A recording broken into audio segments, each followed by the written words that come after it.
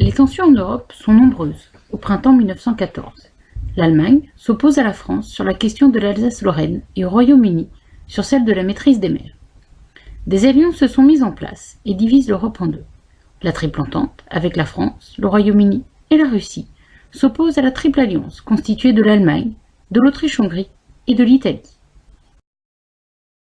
L'Europe est précipitée dans la guerre après l'attentat de Sarajevo le 28 juin 1914. L'héritier d'Autriche-Hongrie est assassiné.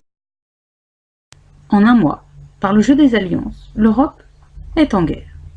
La France mobilise ses troupes au début du mois d'août 1914.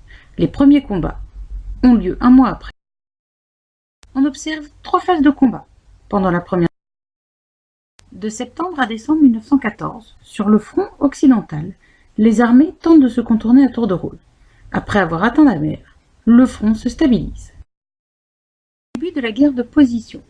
Les soldats s'enterrent dans les tranchées de janvier 1915 à avril 1918.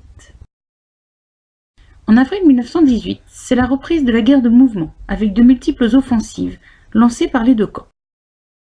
Dos au mur, l'Allemagne et l'Autriche-Hongrie acceptent leur défaite. L'armistice est signé le 11 novembre 1918 dans la forêt de Retonde. La paix est signée à Versailles le 28 juin 1918. La Première Guerre mondiale est marquée par une violence de masse.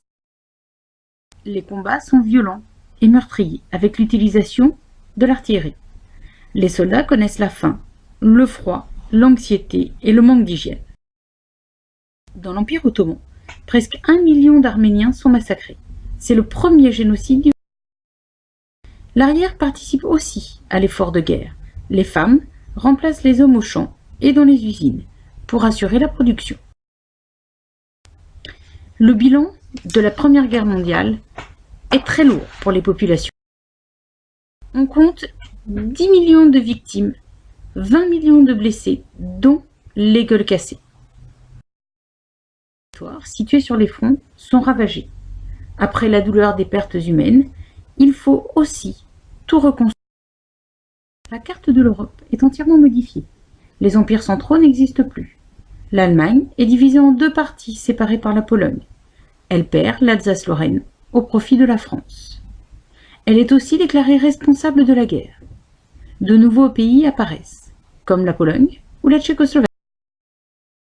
Un dernier bouleversement important en Europe est l'installation d'un régime communiste en Russie après la révolution d'octobre 1917.